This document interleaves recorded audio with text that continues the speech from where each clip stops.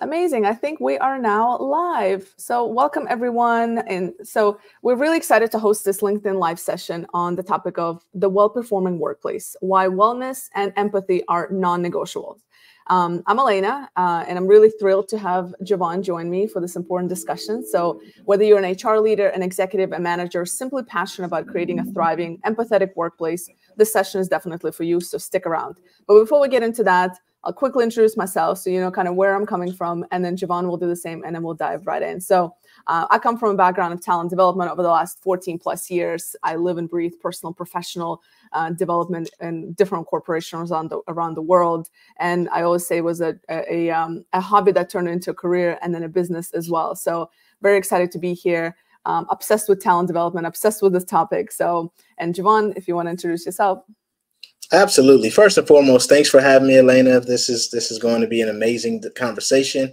I am Javon Wooden, CEO of Bright Mind Consulting Group, where we focus on injecting empathy into workplace cultures through leadership development, organizational development, etc.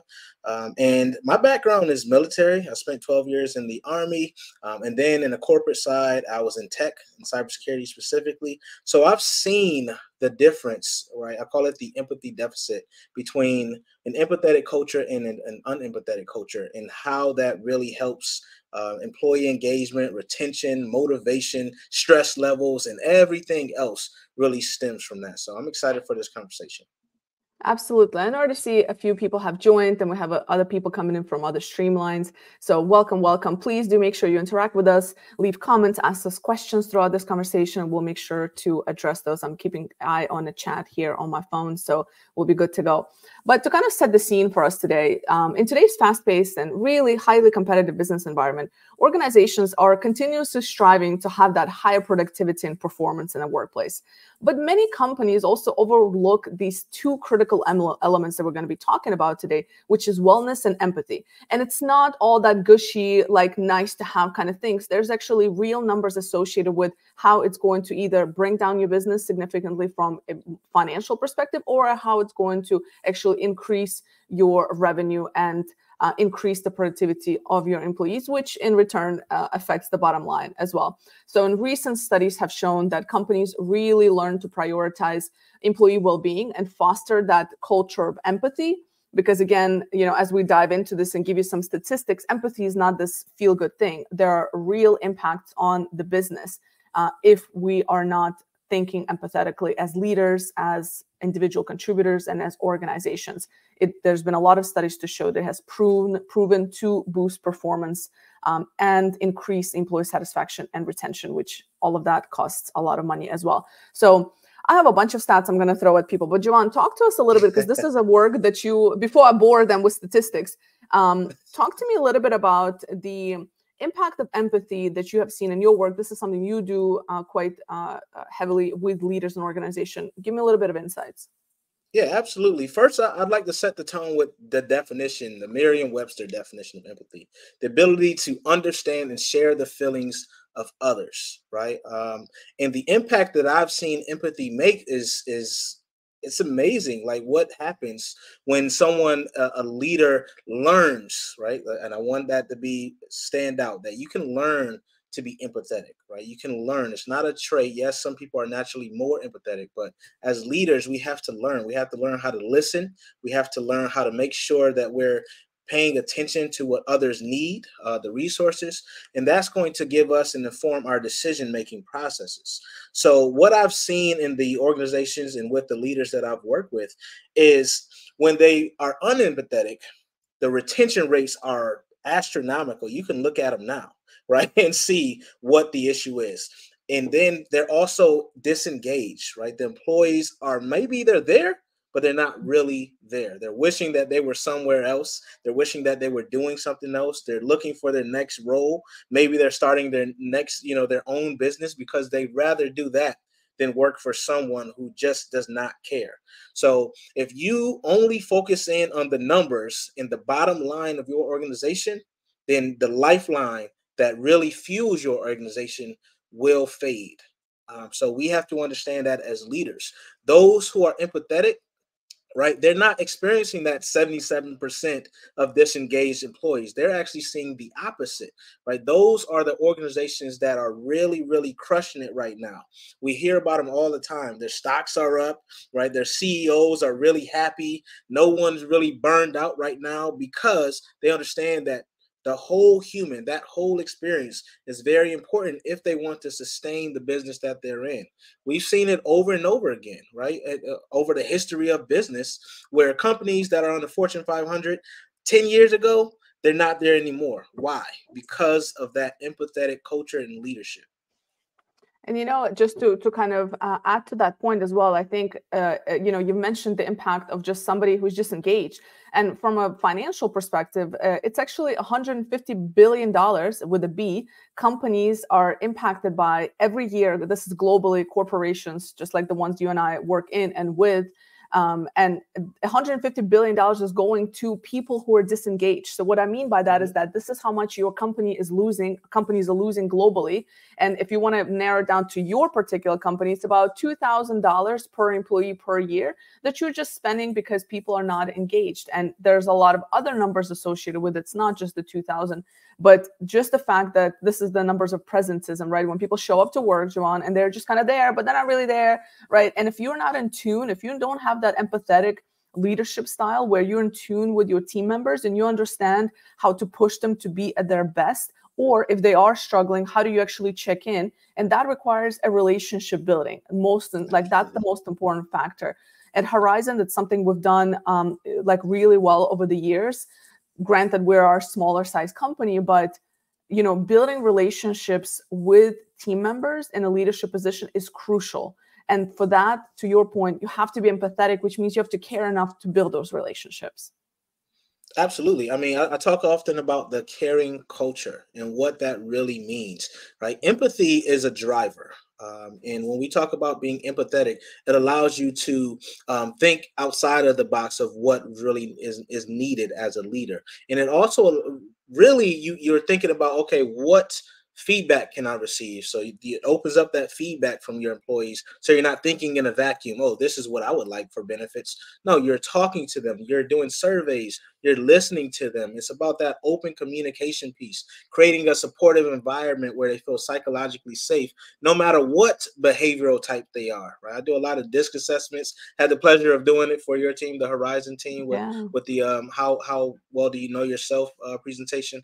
But a lot of what we're talking about empathy, people think it's soft, but it's really the essence of, strength together, strength as a person, vulnerability, right? All these key components to success that we need day in and day out, not just in the business side, but also as people. Yeah, we have a quick comment from Tariq Al-Ataibi. So Tariq said, it's more complicated than this. Tariq, I would love for you, if you're listening, I would love for you to just elaborate a little bit more about what is it that you are referring to. So we'll wait for you to come back with that. And then we had another comment that somebody said, relationship building is definitely essential. Empathy is a key component for relationship building.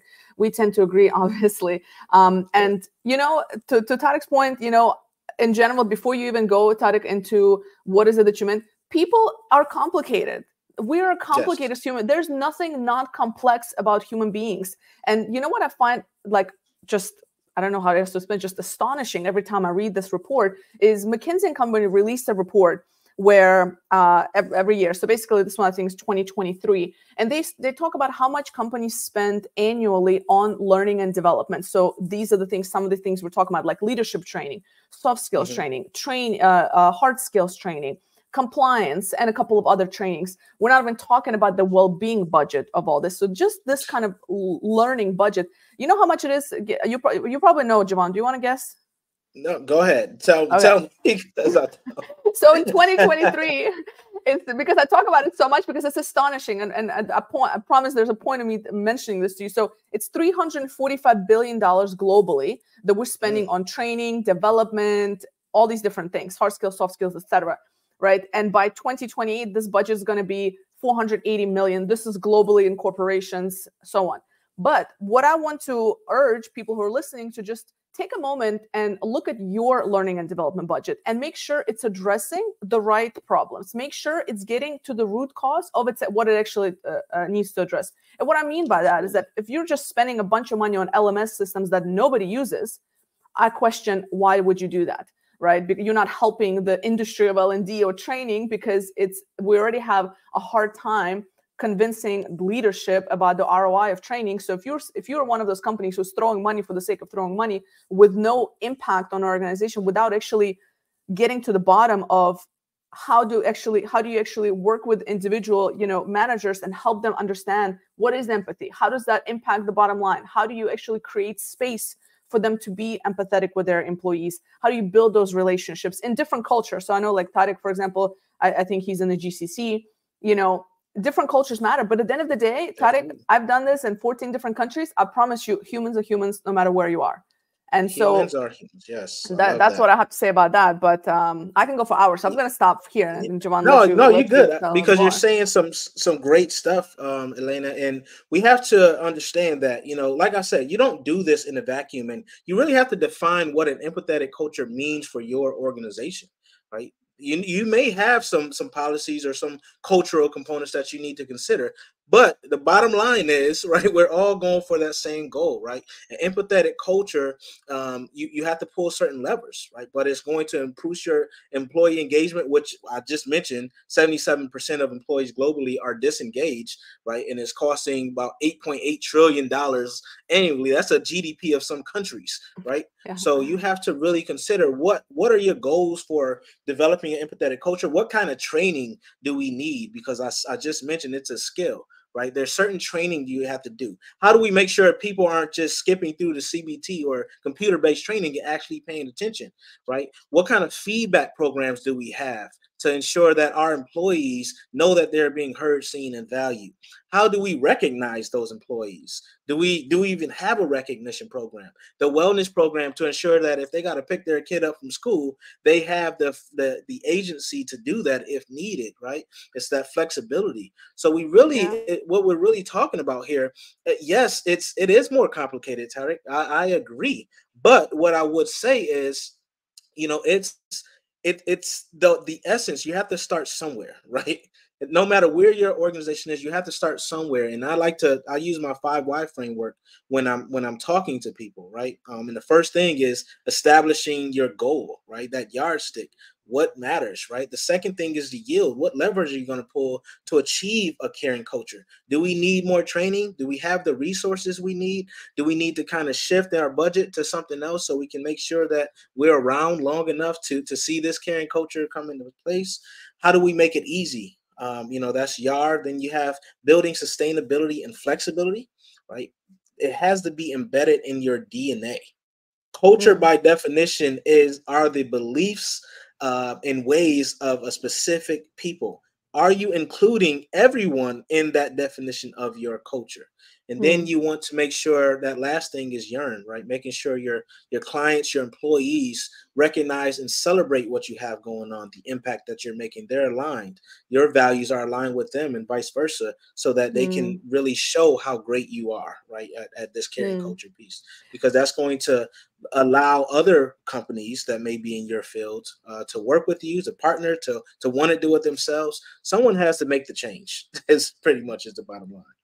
Absolutely. And to the point of the culture and the values, I think I'll tell you a funny story. I had somebody ask me to, so basically this company, quite a large organization a while back, asked me to come in and basically they had a training on values. So they were like, we want to reset our culture, and we have these set of values. There was like 5 values, and one of them was there was like different values, and one of them they asked me to speak on. And I said, well, I'm curious, what are you doing for the other values? Like, so I can align with kind of the format and how you're doing it and so on. And they were like, oh, well, for this value, we're just showing a video. And for this one, we're like, this is literally what was said to me. This is a large organization. And this is the HR person I'm talking to. And I'm like, oh, I was like, so is there like a behavior associated with this values you're trying to promote? Or is it just in words and you watch a video and you're supposed to now apply this value and follow this value in your work? So talking about values and culture, make sure it's not just a word, but what are the actual actions and behaviors that everybody from leadership up needs to keep each other accountable on, so that you know what it looks like, right? Because a lot of people have, values and etc., but what does it actually mean? So that's another thing to audit. Do your values have a set of behaviors associated? How do you recognize if that value like is an action? So we had another user just say, LinkedIn user say that, basically just saying like $345 billion is a lot of money on learning and development. We really need to be mindful of how we spend that money, and empathy equals human connection and growth. Absolutely. And to that point, Elena, like, yes, it's a lot of money, but I venture to say that a lot of organizations are just throwing money. Right. And that's the issue, right? They're throwing money, but they're really not, living the values. Whoever just wrote that, they're really not living the values within that culture, right? Their policies don't even reflect what they're talking about, right? They're not taking time to make sure that there's time within the teams and the organizations to get to know something about one another personally, right? Not just on the professional side, especially in the distributed teams piece, right? When you have people remotely working, it's even more tough, right? To make sure that you're taking everything into account. And apologies for my dog if y'all hear that's that. Okay. But it's even tougher because you're not there with that person to see what they're doing, see what they're looking like, see if they're learn their patterns about how they typically react. So we have to make sure that we're taking that into account. Can we have team meetings where we're not just having a team meeting for the sake of a team meeting's sake, but we're getting to know one another? One of the exercises I used to love to use when I work with distributed teams is they create either a presentation or a voice note, something that represented them, and like the pictures work for visual learners, right? The speaking work for the auditory learners. The kinesthetic learners got to kind of talk and guess and all that other stuff.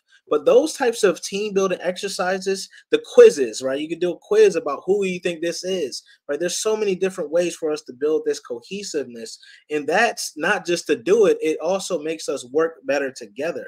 And then you kind of learn people's strengths, because the title is one thing, but they may be completely good at something different, right? I may be able to leverage that person, do a job rotation for a project and say, hey, you're going to lead this. So it just leads to so many different opportunities for the people and also the organizations. Absolutely. And, a lot of talk about the productivity piece, and I want to loop in a little bit as other questions are kind of coming in. I want to loop in the notion that we want everybody to be more productive, and we have all this high tech and all these things that we're doing, but we forget that at the end of the day, the person who's producing the work is a human being, and the human being relies on a few different things essential for that person to be a top performers. Something that I'm building now is a community called Shift, as you know, Javon, and really building a community that helps people focus on the 5 pillars of that well-being piece, and one of them being physical, mindset, social piece, career, and nutrition, right? Because these are essential for all of us to have those fulfilling, thriving careers and lives. And of course, there's a bunch of other pillars, but this is kind of what I found that's been like really breakthrough when I see in organizations and companies I've worked with, in the company I'm working with now. And that's what really drives Daniela forward. And again, as you're auditing your spending as a company, and as you're looking at yourself as a leader of L&D or as a leader of the organization, just asking yourself the question, are you actually leading by example? And what I mean by that is that, as you're putting on these engagements, these activities, are you keeping in mind how people learn, how people operate at their optimal level, right? And what I mean by that is if your managers are in meetings 6 to 7 hours a day, right, continuously. Sure, sometimes this happens, normal. But if that's the norm, where your managers are 6 to 7 hours a day in meetings, and then you expect them to leave that, and then you expect them to be productive, you expect them to take care of themselves, you expect them to take care of their team members and get to know them, it's just unrealistic, right? So creating systems that support us as a human being is very important, more important than the technology that you're going to throw at them. And considering that, again, as you're incorporating these learning journeys, and this is really simplistic, but I just have to pick on this, Javon. This is really simplistic, but I cannot stand it when some of our colleagues, when they put on a a learning engagement. Let's say it's a leadership course. It's a one-day leadership thing.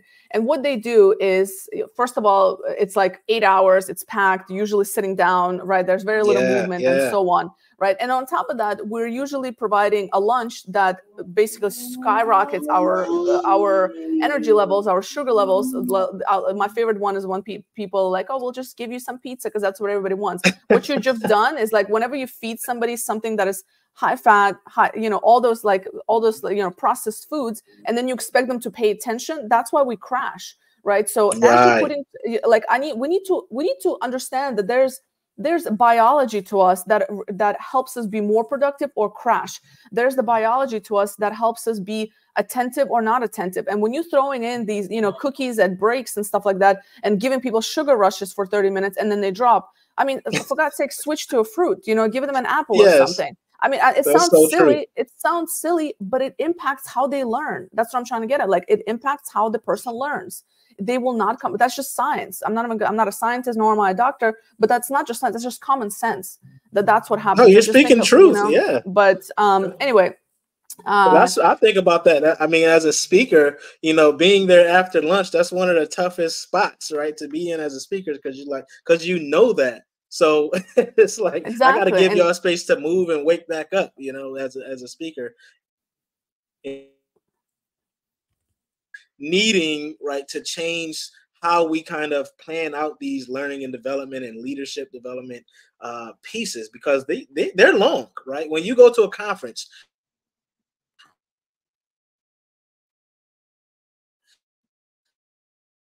take that into consideration that, people need breaks, one, but when they're on those breaks, how do we fuel them properly to make sure that they're in peak performance, peak listening mode, peak, learning mode? And I think that you're hitting on something that doesn't get talked about enough, Elena. Yeah, it's just, again, how do we structure our learning? That's what I'm trying to get at, like, how do you structure learning and, like, understanding? So, and, I'm obsessed with health and so on, and that's because there's a direct impact on your health, your physical health, how well you sleep, what you eat, what you put in your body, and so on, to your productivity level, to your satisfaction at work. There are real numbers associated with that. And then the final piece I'll mention here, and then I promise I'll move on from this topic, and we have a couple of questions, is the social piece, right? The social piece is so important because loneliness is on the rise, especially among the Gen Zs. I was just reading a report this morning that Gen Zs feel more lonely than compared to their millennial counterparts or even Gen Xs, and they struggle more at work. And there's numerous factors of why that is. And part of it is social media, part of it is a lot of other things, and so on. And they grew up in this, just world where everything is in front of you, the good and the bad and the ugly, where we weren't. So we grew up a little bit differently. But the social piece is so important. And so whether you're a remote company, whether you're in person, creating, not just like, hey, like, let's all come in and just eat together, but actually curating conversations was something that you mentioned. Get to know people as humans during meetings, even if it's virtual. Something that one of our managers does at Horizon, which I think is so brilliant, is they have every 2 weeks they have to schedule a 15-minute coffee or tea, your choice of beverage, tea break with your colleague. And the only rule they have is you don't talk about work. So you have to meet everybody on the team. Like, you choose a person to meet every 2 weeks, and basically just to touch base on anything besides work, and because we're remote primarily. So just to build that relationship, just to make sure, and that ties into that empathy piece, because the more you get to know people, the more empathetic you can be, the more the more they feel engaged, and so on. So just, and I know we know this as leaders, but we just forget sometimes because we get so busy. And unless there's like a reminder on our computers to say, did I build a relationship with my team this week? Did I touch base with this person, right? Like, track those metrics alongside of your business outcome metrics. I think we can be in a much better space as organizations if we do that. Absolutely. And I would say, as a leader, like, leader position, yes, as a leader, but we can also be leaders if we're not technically in that role as an individual contributor. Because if if you have influence, right? Say you have a program, you're like, hey, we could make this a more empathetic culture. We can make this a more wellness focused culture by doing X thing, right? There needs to be, right, within every organization, needs to be a way for people to submit those ideas, right? Yeah. Because the more ambassadors you have for these efforts, right, within these organizations, the better and the more successful it will be. As leaders, we have this tendency that we have the leadership team and they're supposed to speak on the behalf of everyone. We're missing out on a lot of great ideas and a lot of opportunities. So we need to make sure that we have a way for everyone to just submit their ideas. How can we get better on this?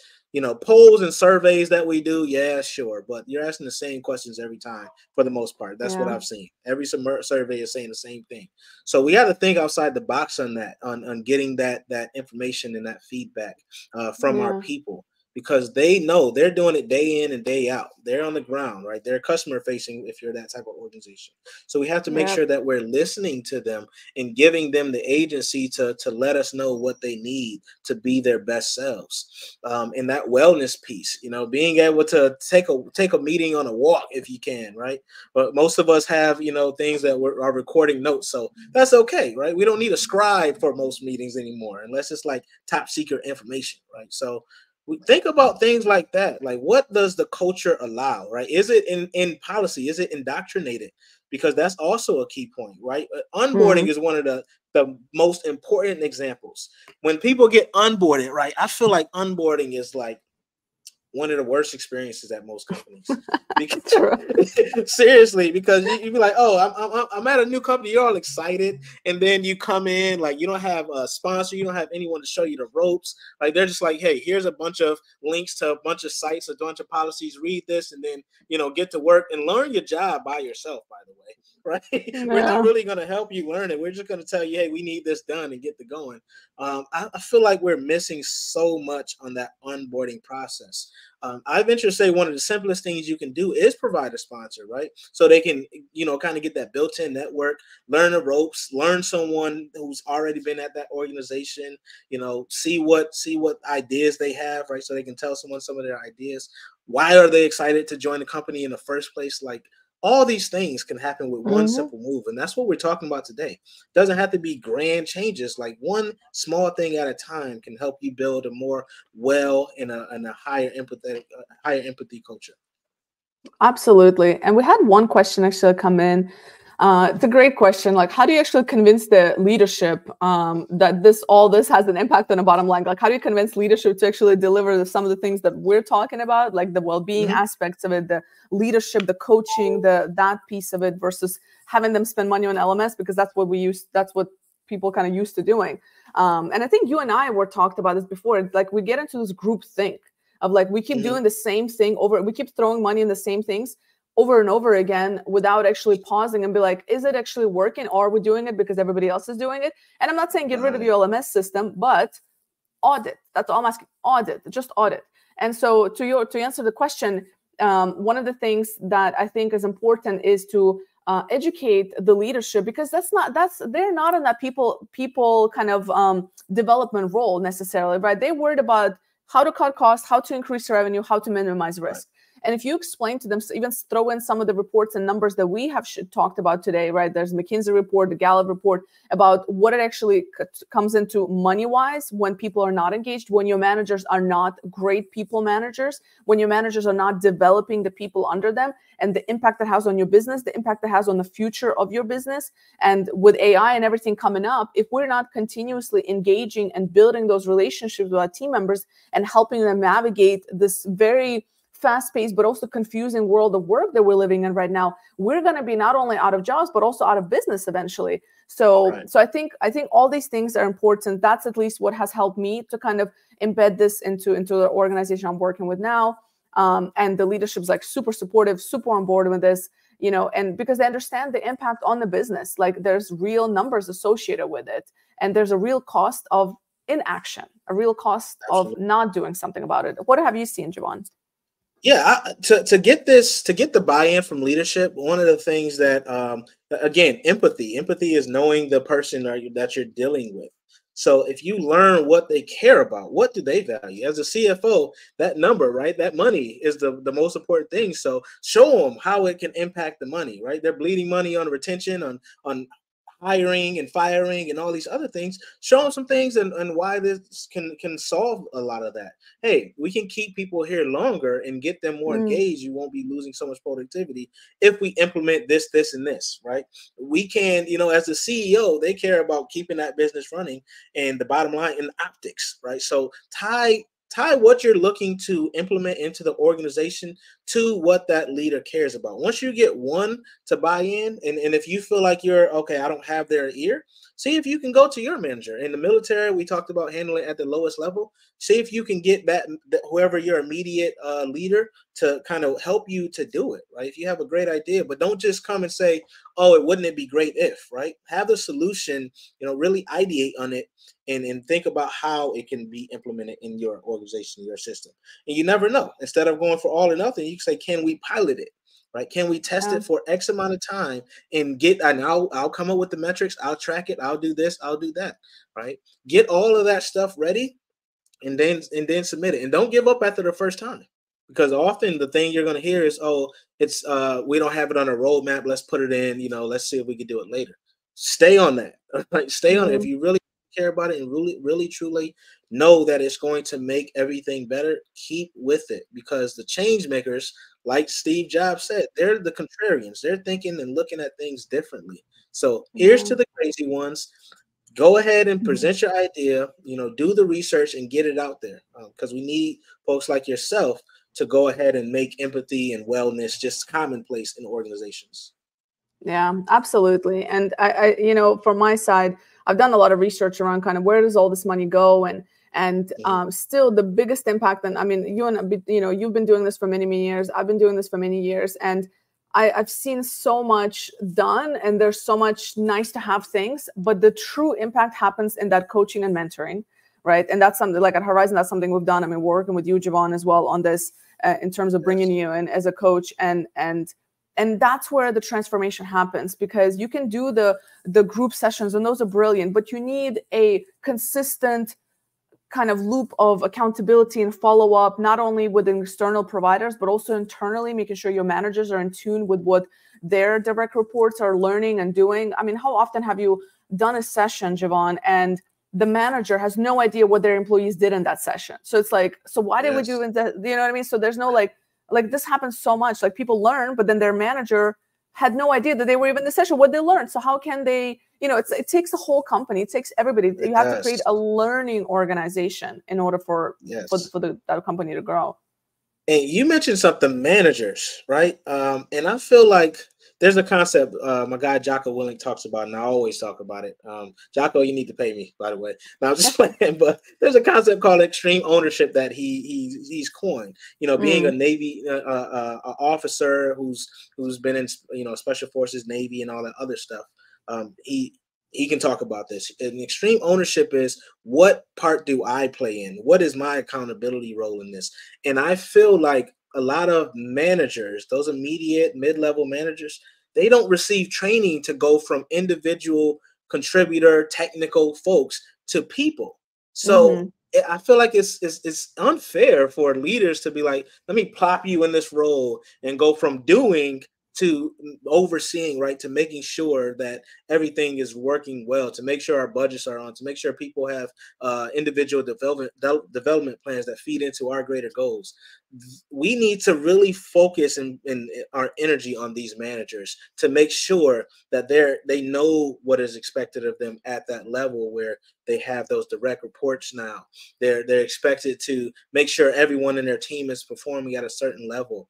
Because it's tough, right? Not only do I have my own stuff as a manager, but I also have to make sure these people are doing their things. And if I have 10, 15 people, maybe more under me, it can be overwhelming if they've never received the proper training to do that. So I think that you hit on something, Elena. Like that's where a lot can be changed if we really focus in on helping them learn what empathy is, learn their job, and how to be effective people managers and people leaders. Absolutely. And let's, as we're kind of wrapping up this discussion, let's get super practical and kind of refresh the memory. I see a couple more people enjoying. So just the people who are joining, basically what, kind of some practical takeaways is, audit your own habits, first of all, and how you practicing leadership and like great people management in your role. And it's a continuous journey, like but just check in with yourself, like what did you do well that week, like where did you fall short, and then try to do better next week. So number one, audit your own kind of habits and routines and how you show up in a workplace as a manager. The second one is audit where your spending goes in learning and development budget, in your training budget. Where does that money go, and could you allocate it to something better? Like, right, are people actually using what you're spending all this money on or not? Like really, rethinking how you do it. If you're an L&D listening to this, really audit your, format and delivery of trainings. And I mean this in the most respectful way, but a lot of times we're just doing the same thing over and over again with no understanding of how the human brain operates, how we are at our top performance, how our biology operates. And that doesn't add to any learning. And that's why only 7% of learning is retained after 1 week of learning, after 1 week post the learning. 7% of information. So you just delivered a course on whatever course you delivered to your team, 7% only they retained. So you just basically wasted everybody's time and money. So audit how to better do it, how to better deliver. And of course, I mean, Jovan and I can also spend time and talk to you guys about it if anybody's interested. That's kind of my key takeaways for people. What are some things you want to mention, Jovan? Absolutely. Understand the goal. What is empathetic culture? What is wellness to you? And what does it look like for your organization? That's one, right? Oftentimes we just throwing stuff, it's disjointed efforts, and it never works because we never understood the goal and who we were doing it for. So the second thing would also be identify ambassadors, right? Who can evangelize your efforts? Who can represent, right, everyone in that organization? Do we have, team managers, team leaders who really have their ear to the street, so to speak, that can speak on their behalf, right? What feedback programs do we have? That's the third one, right? Make sure you have a way to receive feedback. I know as leaders, especially those senior leaders, we don't really hear what's going on the groundwork. We depend on the lower levels, but oftentimes you have to go directly to those people. So make sure you have a way to listen to them directly, right? Those people that's an entry level now. The fourth thing is, how do we move this thing forward, right? We talked a lot about, what it looks like, but you have to understand the how as well. How do we implement an empathetic culture? What resource do we need? Think about all of those things, right? And the fifth thing is know that it is iterative, right? This is a journey. It's not a destination. So make sure you continue, even if you have an excellent culture right now, you continue to invest in that. Do not stop and rest on your laurels. Continue to invest in it. And that'll be my takeaways. Yeah, absolutely. No, some great stuff. And I know you and I can spend hours talking about this, but I'm also mindful that maybe people who are listening need to get to lunch. And, and last thing I want to make people do when we are talking about wellness is sit and eat lunch in front of your screen while listening to us. So as much as I appreciate everybody who's here, I do not support staring at your screen when you're eating lunch. It's not good for you. So, but I appreciate everybody who's here.